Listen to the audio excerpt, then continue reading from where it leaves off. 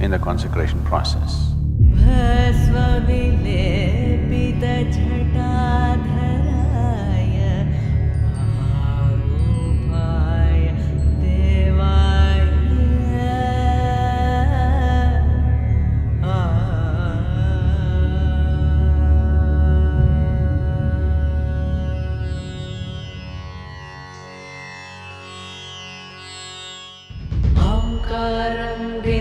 संयुक्तं नित्यं ध्यायन्ति योगिनः कामदं मोक्षदं चैव ओंकाराय नमो नमः.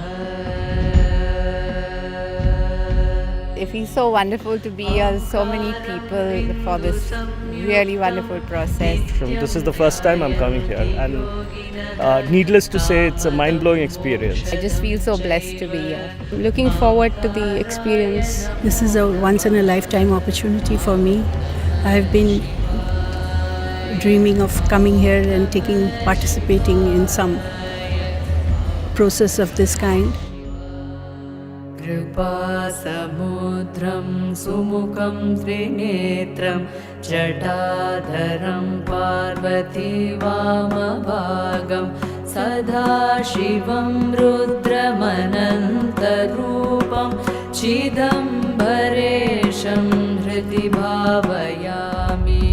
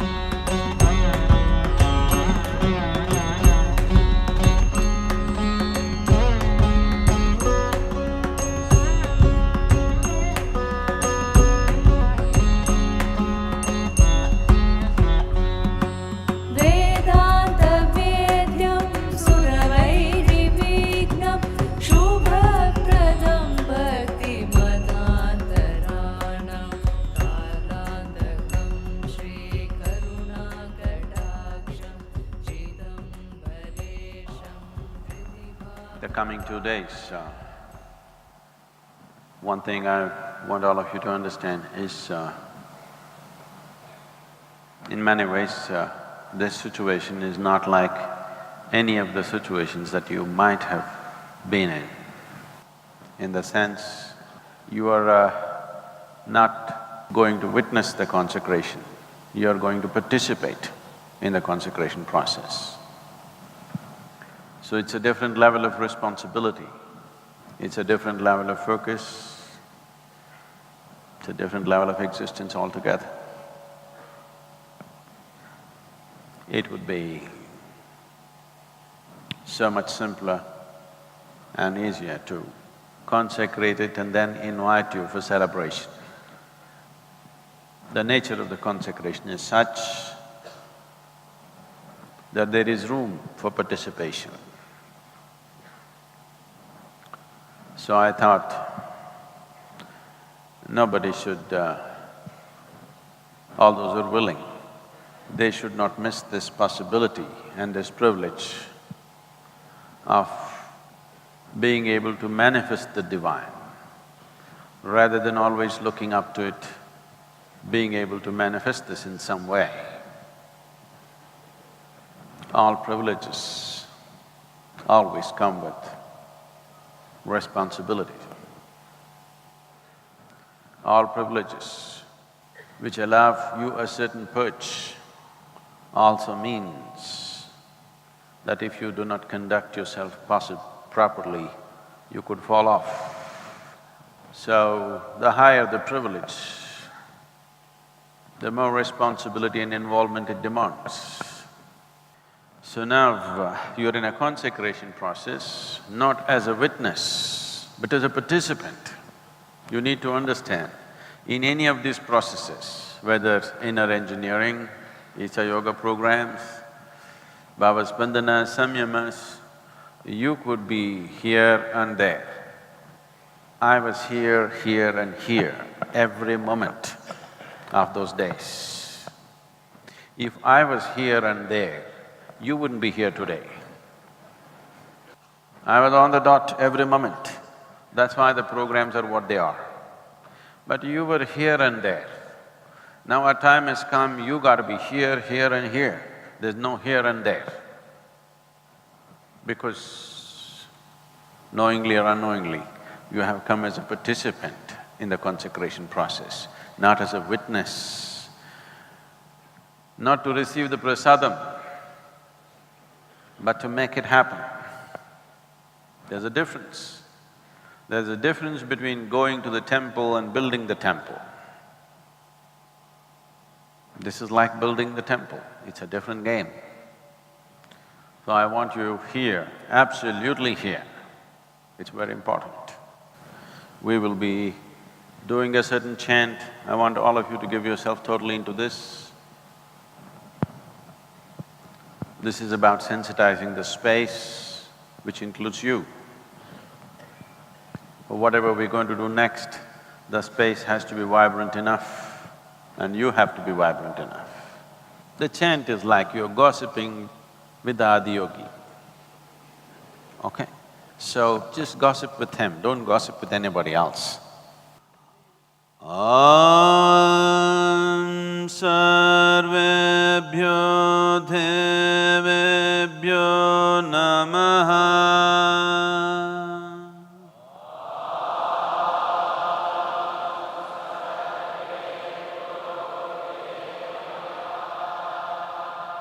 Om Panchabhutaya Namaha.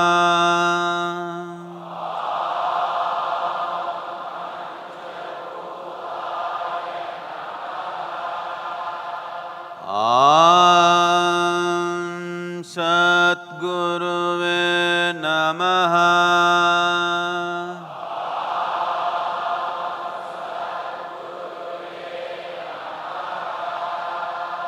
Om Shri Prithviyai Namaha.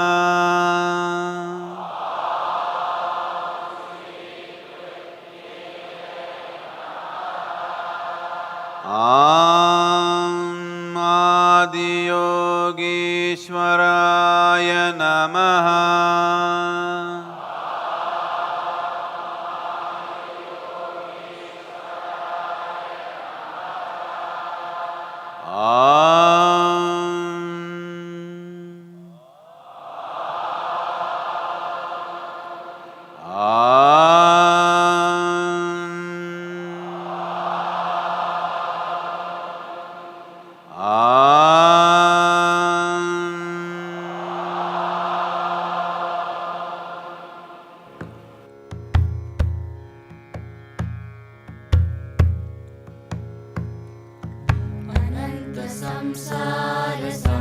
संसारसमुद्रतार नौकायुताभ्यां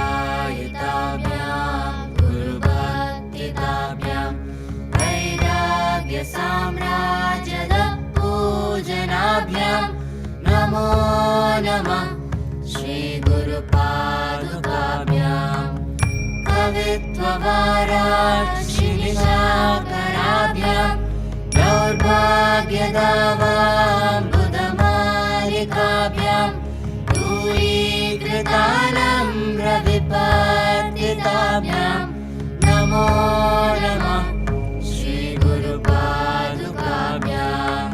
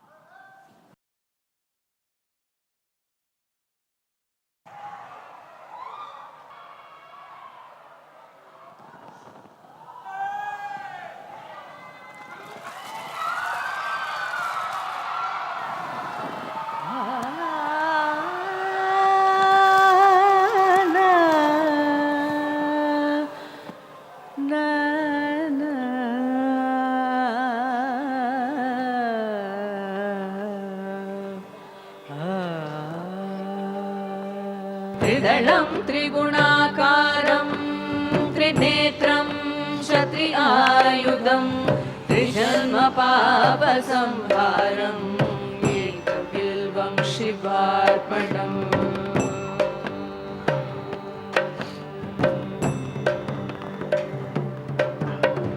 अखण्डबिल्वपत्रेण पूजिते नन्दिकेश्वरे शुध्यन्ति सर्वपापेभ्यो एकबिल्वं शिवार्पणम्।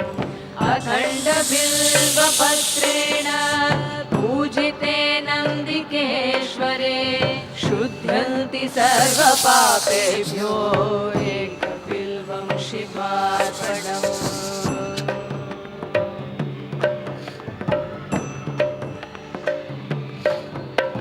शालिग्रामशिलामेकां बिभ्राणां जातु चार्पये सोमयज्ञमहापुण्यम् एकबिल्वं शिवार्पणम्।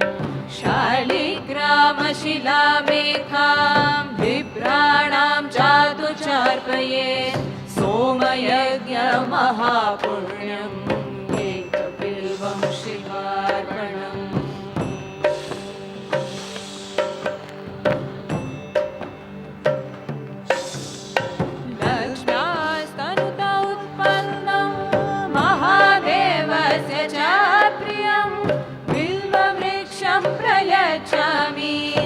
एकबिल्वं शिवार्पणम्।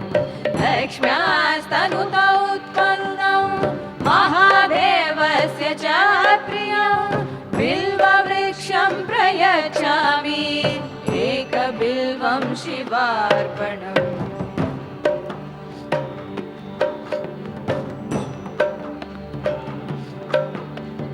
दर्शनं बिल्ववृक्षस्य स्पर्शनं पापनाशनम् अघोरपापसंहारम् एकबिल्वं शिवार्पणम्। दर्शनं बिल्ववृक्षस्य स्पर्शनं पापनाशनम् अघोरपापसंहारम् एकबिल्वं शिवार्पणम्।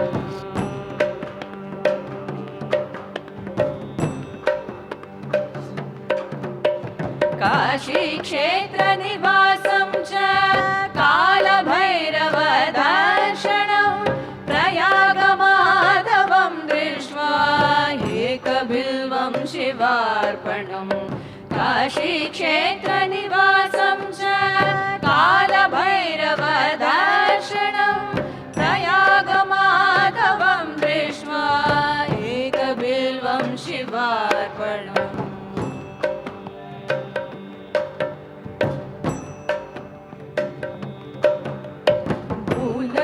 ब्रह्मरूपाय मध्यतो विष्णुरूपिणे अग्रतः शिवरूपाय एकबिल्वं शिवार्पणम्।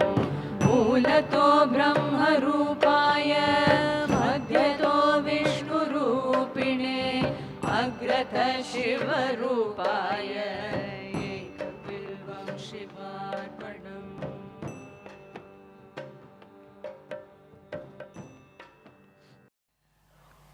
The fundamental process of consecration is to sensitize the place.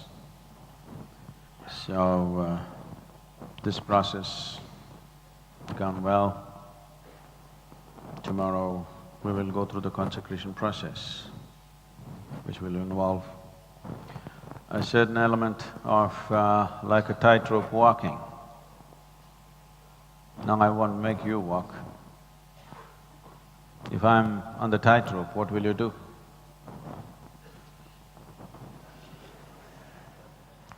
If I'm on the tightrope, what do? You must hold your breath and just be there. Absolutely. We need that cooperation from you. You've done well today, but tomorrow is crucial.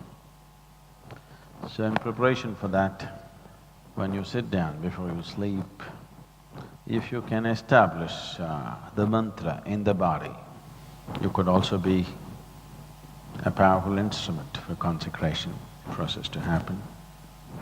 Spend some time on it, pay some attention, see if you can maintain this awareness of the mantra in the body.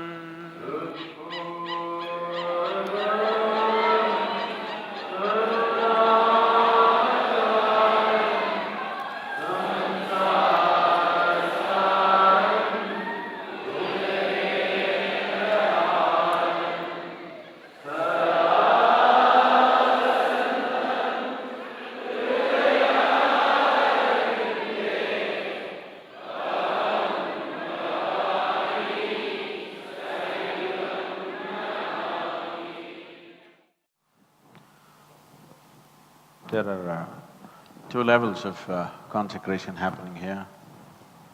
One is to consecrate the linga, which is still in the waiting. We will go at it today evening, which is the most important part of what we're doing here. And the other is the seat, to create a heart seat, so that because of the kind of thing that we're planning to do in this hall, we need a substantial support. The reason why we wanted to create an Adiyogi Alayam is because we want to bring back classical yoga in its purest form. Not the studio yoga, not the book yoga, not the kind of things that are being done in the world. Proper classical yoga, which is a phenomenally powerful science. Only thing is, if you are given a choice between fundamental physics, computer science, software training, commerce, or just simply a degree, which would you choose? Many people would choose one, 3, 4, 1, 2, 3, 4, 5, but not the one. There's only one science. When it comes to the world, there's only one science, which is physics. Everything else is just an offshoot of that. But how many people in the world, how many people in the universities in the world do you think are studying physics today? Fundamental physics is studied by an extremely minuscule number of people because people's understanding of science is iPhone. Right now, people think that is a great scientific achievement. It is just a fancy gadget. I'm not trying to pull down the iPhone, it's useful, but it is just a little gadget. That is not science. Creating that is also not science, just a little bit of technology. Fundamental physics is the science. Similarly, in yoga, there is a classical science, which is the science. If you weaken the physics, the reason why today You have all these electronics and all these gadgets, people are going to the moon and Mars and wherever, is because first 30, 40, 50 years of scientific development, they invested in fundamental physics. You're reaping the benefit of that now. You will see after 25, 30 years, if there is not too many people, which already is the truth, if not too many people are into fundamental physics, you will see nothing new will come out of science after some time, because the basic scientific knowledge is missing. Some idiot who's got the name of a yogi, I don't know, maybe his parents made the mistake or he took it on, I don't know. He says, yoga made easy. Sit on a chair and do this and this and this. This muscle will work, this muscle will work, this muscle will work, yoga made easy. A monkey knows this. A monkey knows if he hangs from a tree like this muscle will develop, this muscle will develop, this muscle will develop. A chimpanzee knows it even better. You don't need to be a yogi to know that if you do this on the chair, this muscle will develop. So this is yoga made easy. So I thought it's good I read it today. So, this is what is happening because there is no investment in the concrete science of yoga. Benefits people are trying to reap. So one fundamental reason is we want to re-establish classical yoga. We want to build people who are willing to invest their life into the profoundness of yoga, not getting fancy benefits out of it, not hanging onto a chair or a tree and thinking you're doing yoga. If you hang upside down from a tree, you will be doing yoga for some time. If you jump off a mountain, head down, you will be doing Shirasasana for some time. Yes. So, to bring back that dimension, and that's not going to happen by instruction only. A phenomenal energy is needed, otherwise yoga cannot be taught.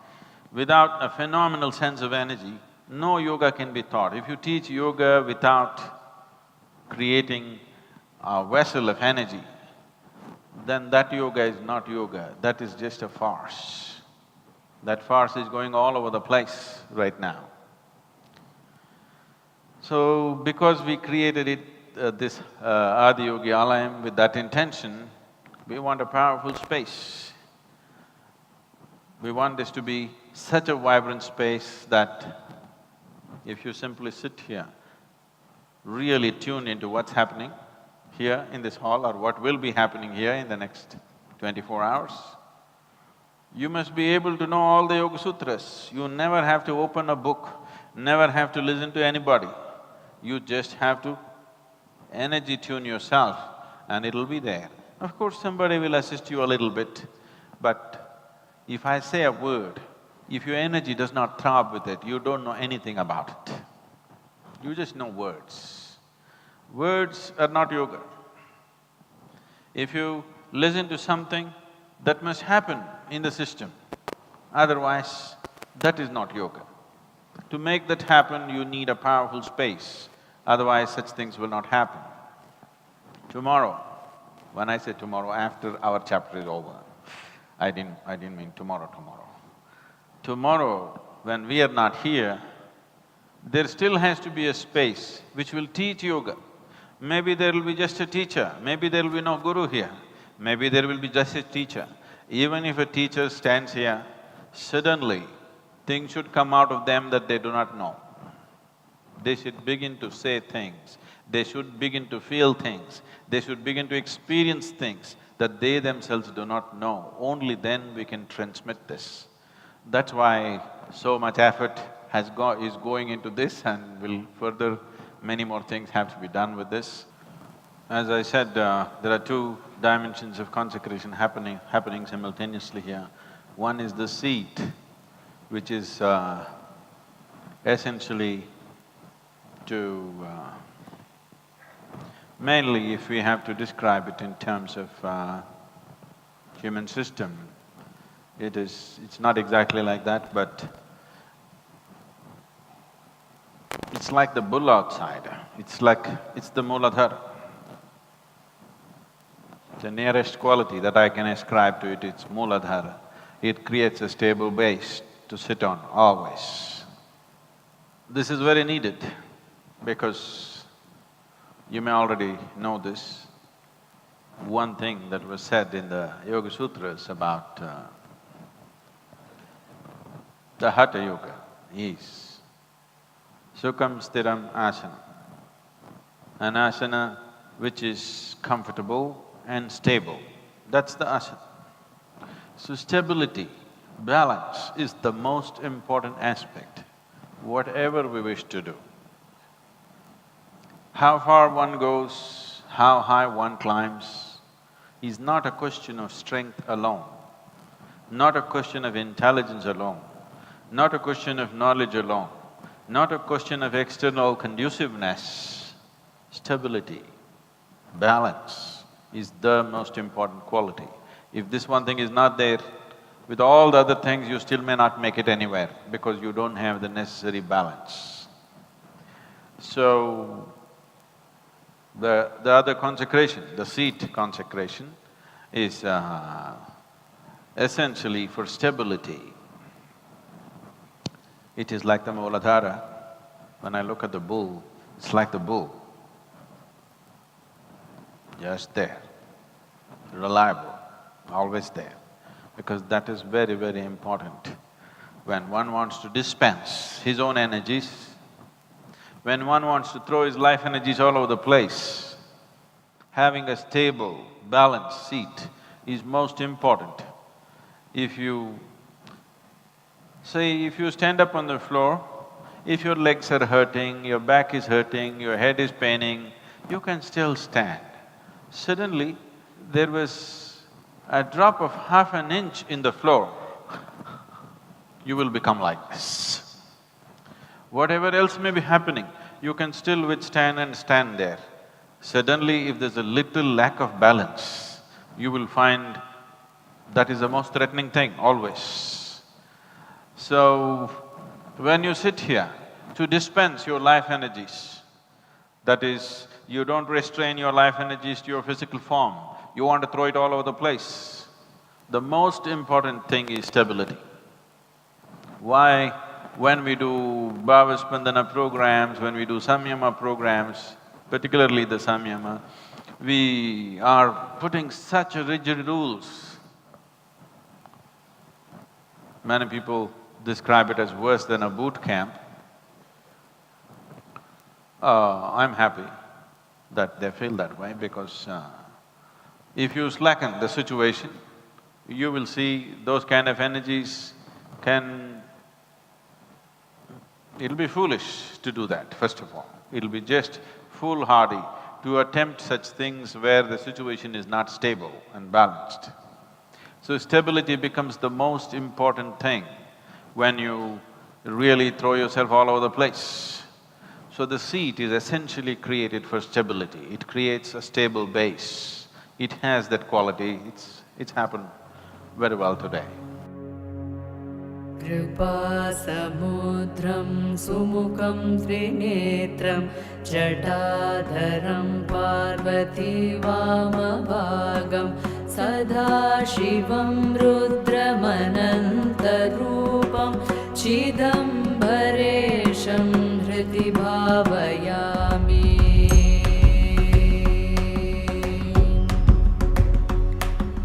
वाचामतीतं फणिभूषणाङ्गं गणेशतातं धनस्य मित्रं कन्दर्पनाशं कमलोत्पकाशं चिदम्बरेशं हृदि भावयामि।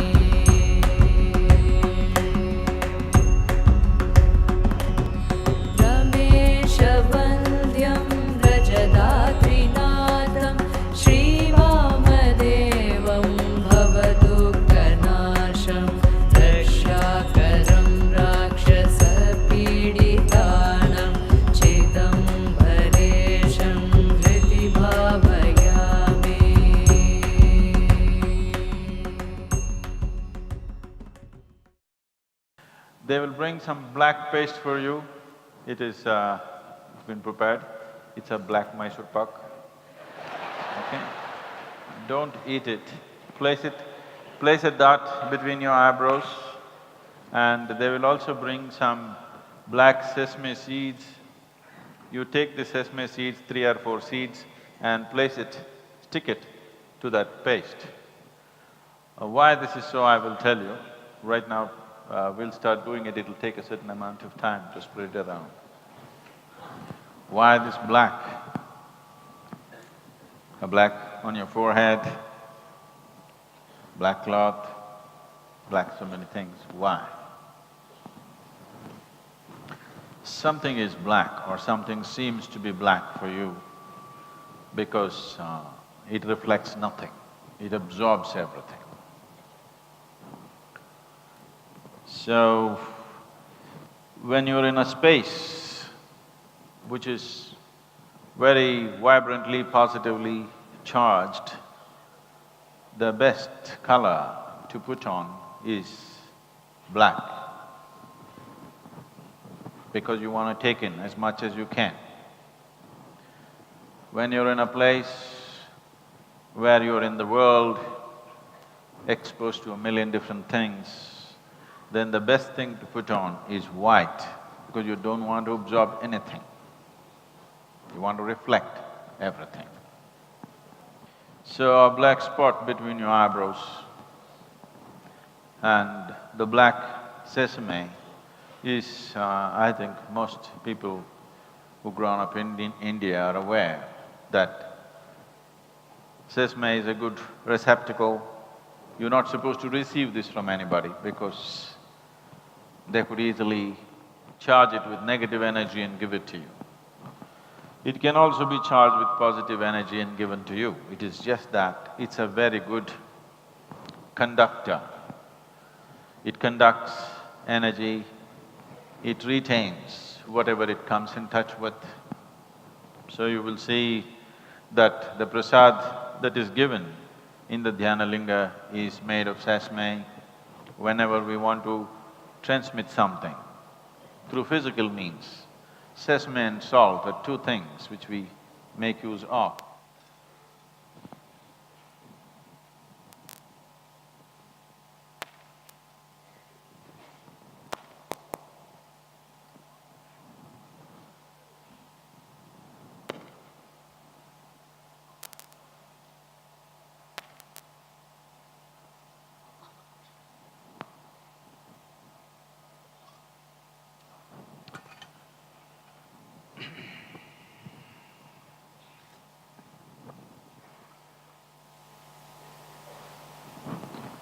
So, we're also using some milk from a black cow, which is traditionally known as the Kara Pasu. And also, we have some venom from a black cobra.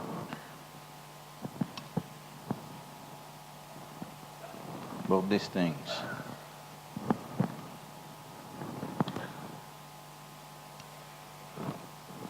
Both these substances are very dear to him.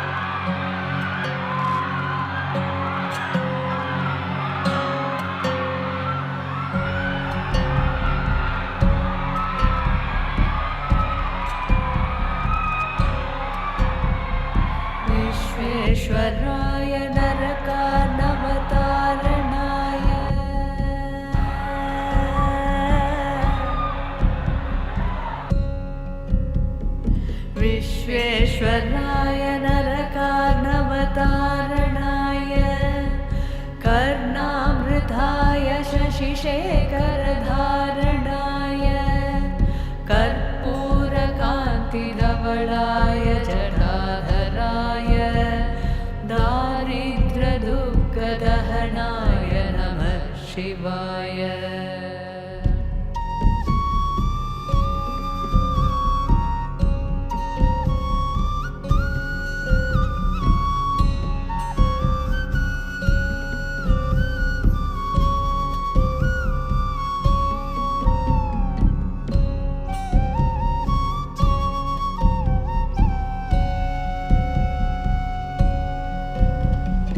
गौरीप्रियाय रजनीशकलाधराय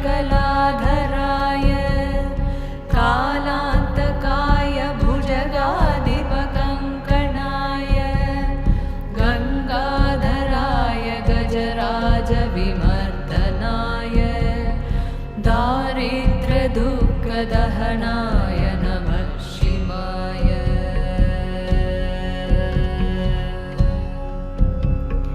भक्तिप्रियाय भवरोगभयापहाय उग्राय दुर्गभवसागरतारणाय ज्योतिर्मयाय गुणगानसुनृत्यकाय दारिद्र्यदुःखदहनाय नमः शिवाय।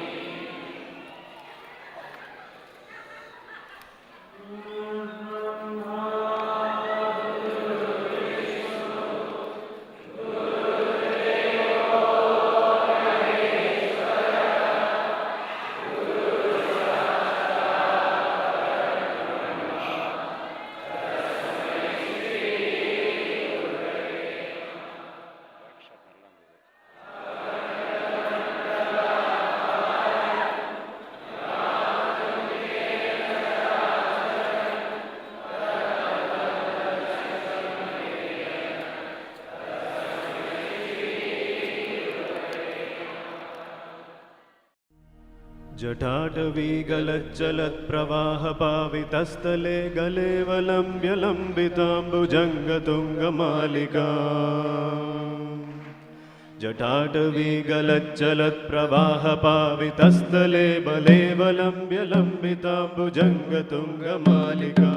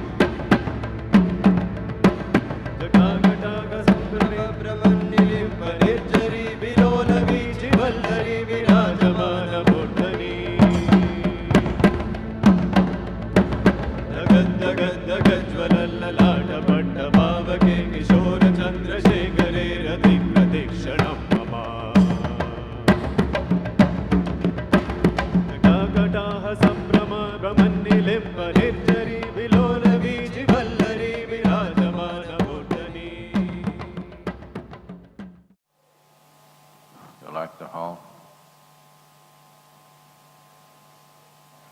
You like the hall?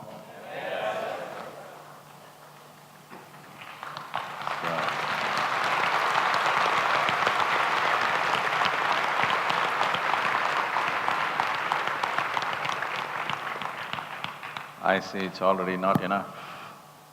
People are spilling out.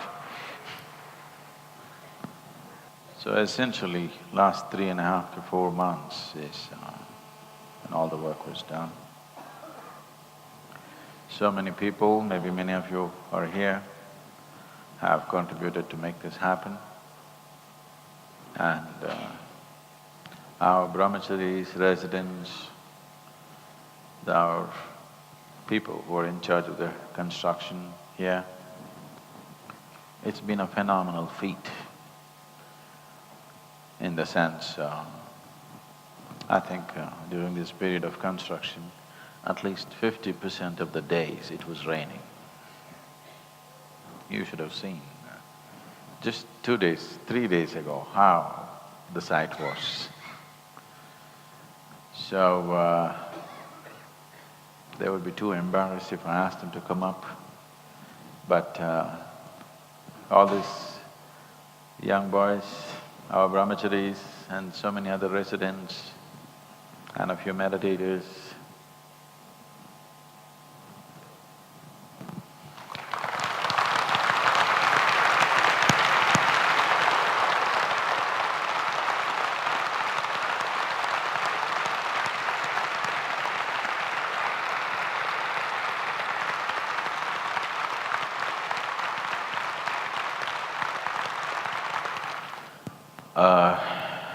he looks a little weird, I said. Even I look nice and civilized in front of him.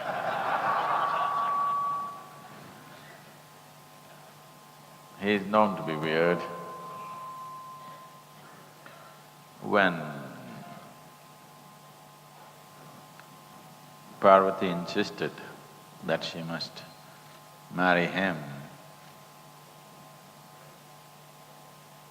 or Sati insisted that he has to marry him, and he said, okay.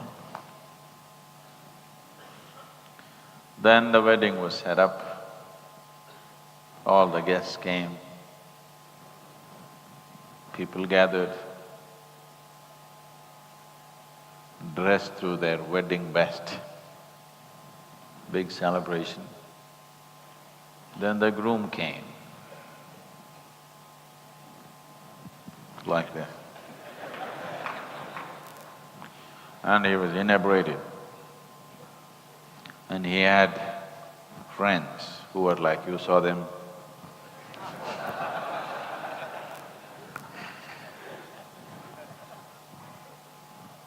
He had really freaky friends who didn't even look human, and they were not. They were not human and they were not interested in pretending to be human. So they just came, all of them inebriated, making cacophonic noises of their own, speaking in a language that nobody could understand, making loud noises. They came. They were almost about to pass the wedding and go on because they don't even know where they're going. The mother of the bride, Meena, saw him and she said, am I giving my daughter to this man? She just looked at him and she fainted. If you can make your mother-in-law faint, you gotta be something.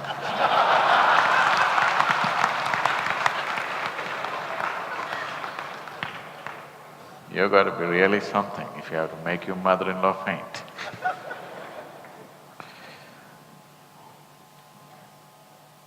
So he's like that. For the wedding, because when people pleaded and when the bride pleaded, please, for my sake, get civilized, look better, then he transformed himself into an absolutely handsome man, so well dressed. That form of him is known as the Sundar Murti. He became a fabulous man, absolutely handsome and civilized, just for the wedding.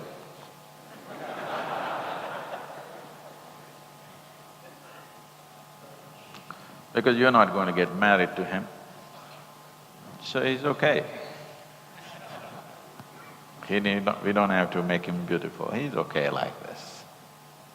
Sadhguru, you drank cobra's venom with milk. Why? It's venom, it's not poison. You need to understand that. Venom affects you only when it gets into your bloodstream, not necessarily in your stomach. But invariably, there will be some opening somewhere, some small cut, some small ulcer, something, it will enter, it has. Just my eyelids are a little droopy, otherwise I'm okay. So whatever I offer to him, how do I offer to him without me taking it on? Venom worked out very well for me a long time ago. Well, it took my life away, but it gave me something more precious than life. So venom did not work against me, venom worked for me, and it's continued to work for me.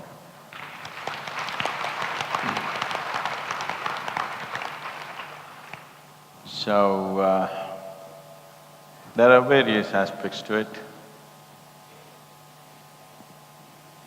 My only concern is, if I speak about this, people will understand it in bits and pieces and take those bits and pieces and they may get bitten.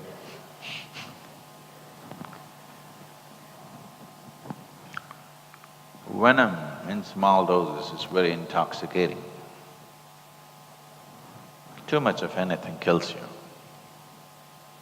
Even oxygen kills you, do you know this? Pongal can kill you. Too much pongal can kill you, believe me. Yes, it does. Probably pongal kills more people than cobra's venom. Yes, it does. Blood gets a little thick. Right now, if I try to climb a mountain, I may have a heart attack because blood is a little thicker than what it should be. But it makes the system so vibrant. Above all, I didn't want to offer it to him unless I'm willing to take it too. So, this… he likes it. He drinks it up.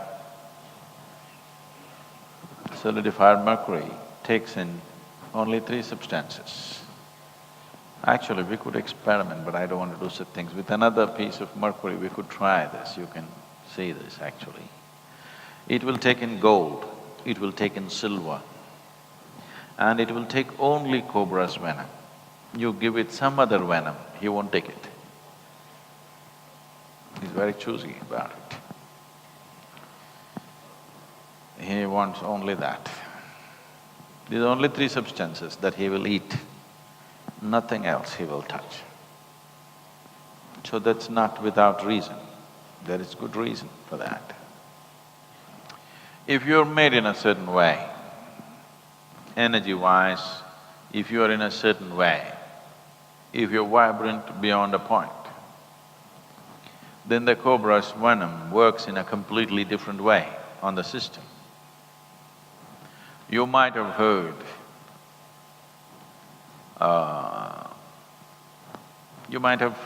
traditionally, particularly in Tamil Nadu, some of the siddhas use this. If somebody is poisoned, then they will take many bites from the cobra and they will recover. Have you heard of this? Huh? Particularly in South. And one famous case in history is Bhima. Bhima was poisoned and then he was put in a river where snakes bit him repeatedly and he recovered from the poison that he had eaten. It can do many things to you. The reason why The symbolism of the snake, the raised hood upon Shiva's head, worn as an ornament. Shiva is generally described as Trinetra, that means one whose third eye has opened, which essentially means that he has reached the peak of perception. Everything that can be perceived is perceived by him. He is using snake as a symbolism to, in a way, the statement is that he is as perceptive as a snake. What is so perceptive about a snake? A snake in, let's say, Velangiri Mountains,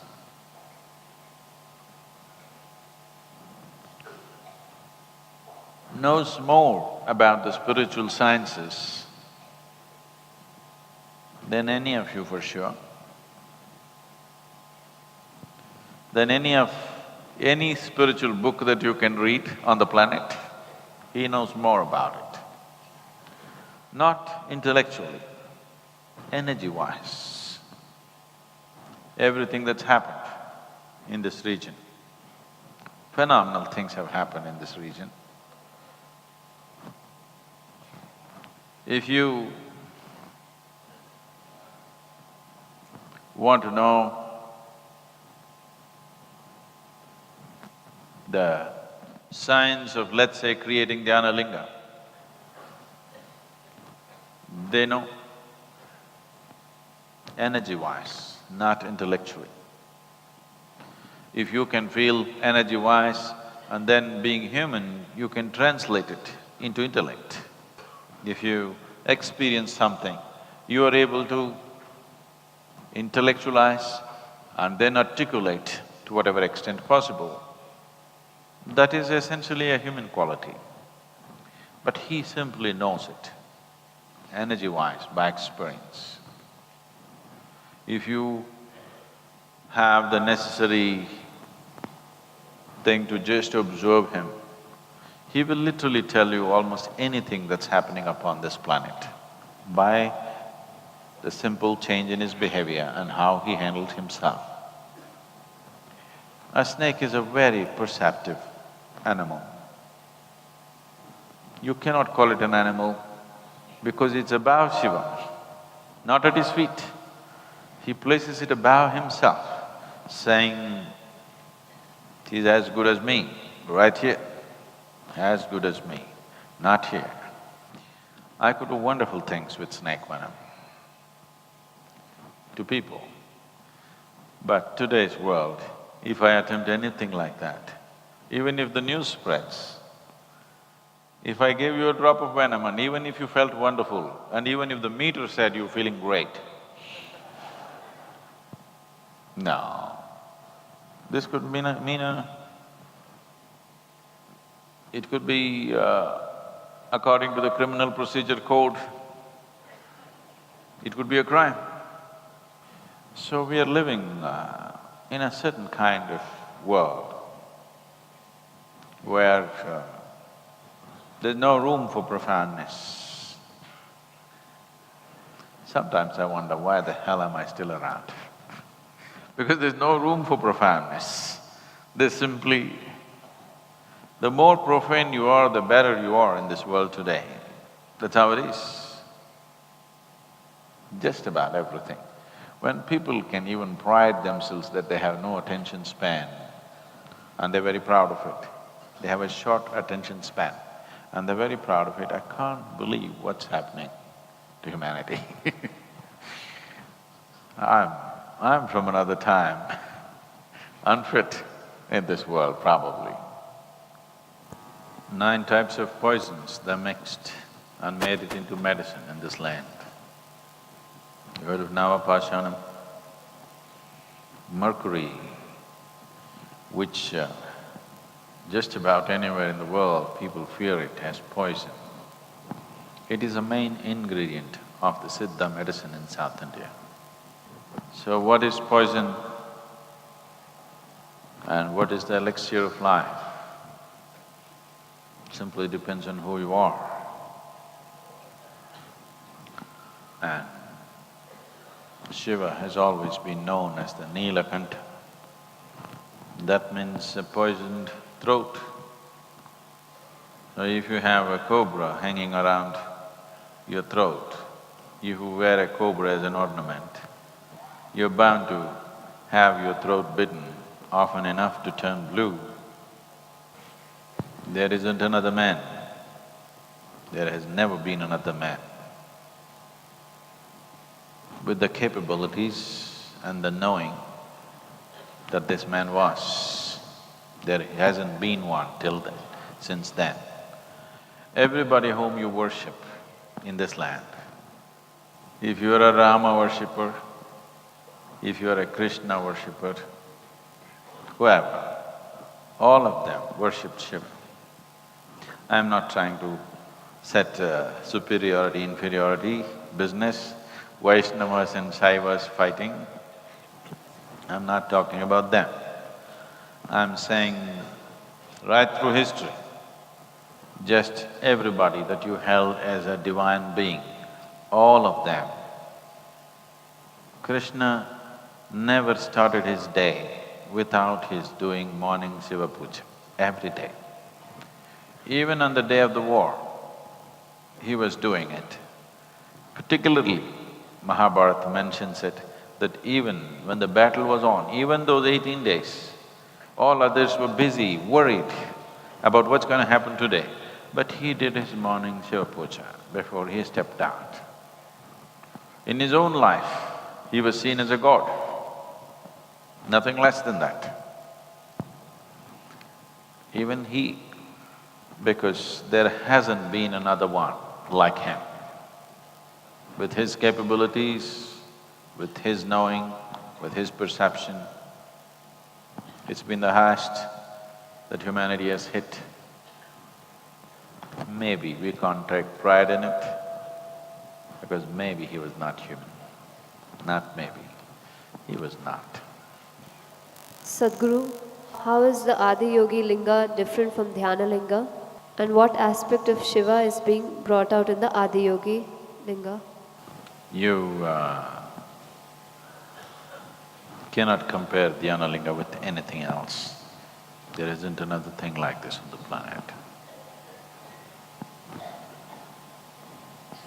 I could do 1,000 of these things in my life, but I will not be able to do even one more of that.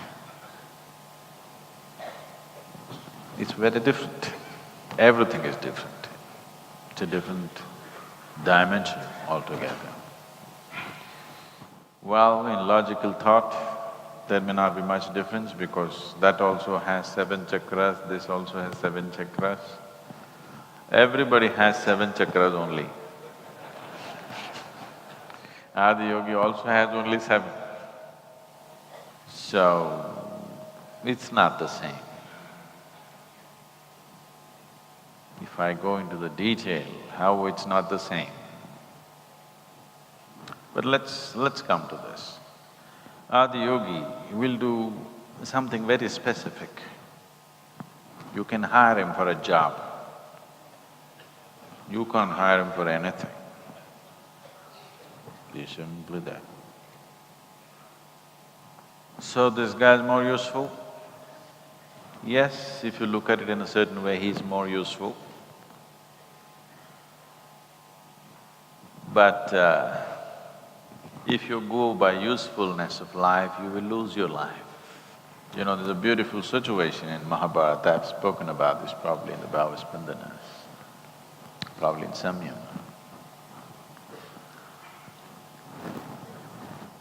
A time comes when everybody has to be on some side, either this side or that side of the battle. So when the time to choose comes, the Pandavas choose Krishna. Krishna puts up this thing, either you can have me or you can have my army, which is 10,000 strong. Duryodhana chooses the army, Pandavas choose Krishna. And beforehand, Krishna says, I'm not going to fight, I'm just going to be there. So Pandavas said, it doesn't matter. It doesn't matter what happens, we want you to be with us, that's all. Duryodhana thought, these guys have a history of being stupid. And this is it, this crowns it all. You're going into a battle, instead of picking up a 10,000 strong army, you pick up one man who is not willing to fight. This is the peak of stupidity. But that made all the difference. That made all the difference. And that's how life is. For a specific purpose. He's been created for a specific purpose. He will serve that purpose wonderfully well. He's not been created for any specific purpose. He's simply there like the universe. An insect may have a purpose, a bird may have a purpose, an animal may have a purpose, a tree may have a purpose, a plant may have a purpose, a weed may have its purpose. But the universe has no purpose and the creator has no purpose. So you can choose an insect against the creator because it's more useful. So I'm just saying, if you go with a certain logic of utility, you will miss the fundamentals. You will miss the ultimate nature of life. So every time something comes up, don't compare it to Dhyanalinga. Ask, okay, is Bhairavi better than Dhyanalinga? Last time I think this question came. Now is Adiyogi better than…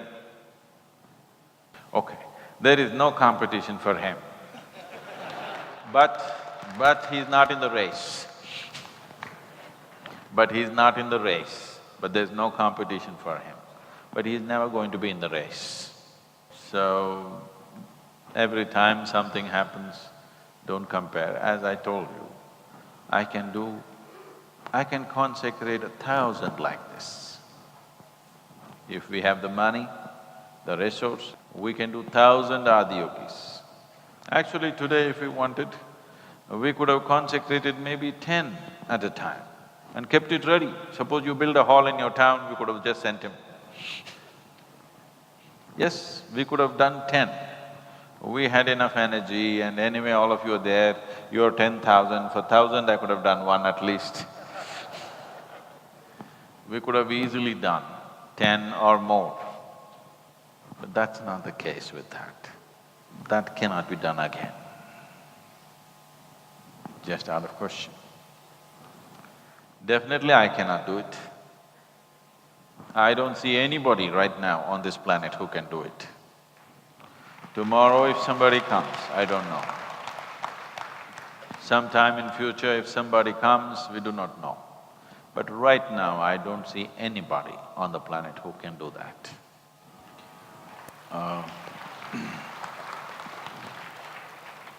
So I wish to… what should I tell you? I wish to congratulate you for having successfully consecrated Adiyogi Alayam, all of you.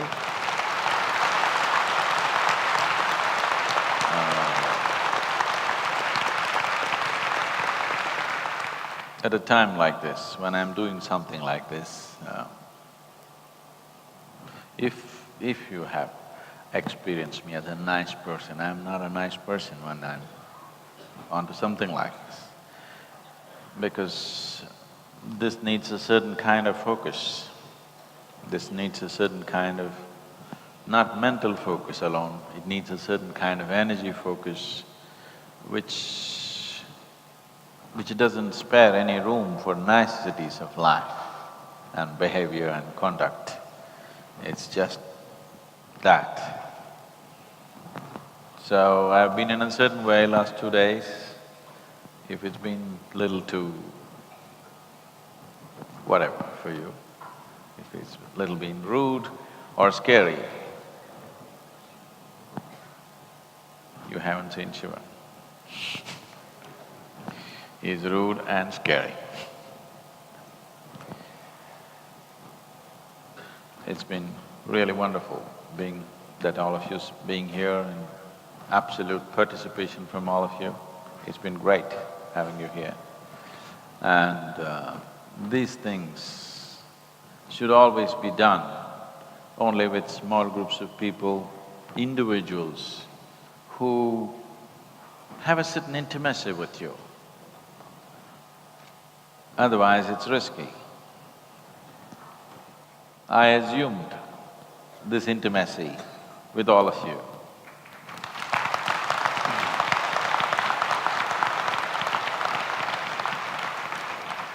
And it's truly wonderful that without any aberration, all of you went through this in a wonderful manner. I bow down to you for this, wonderful.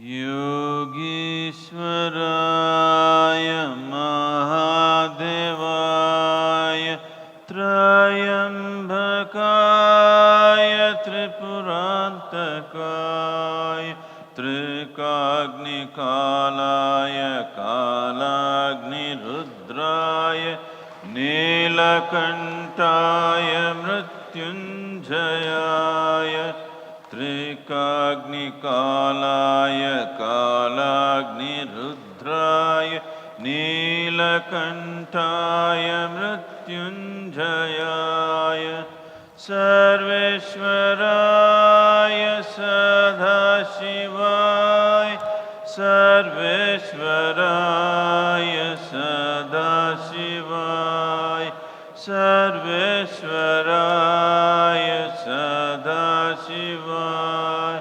Mahadevaya Namaha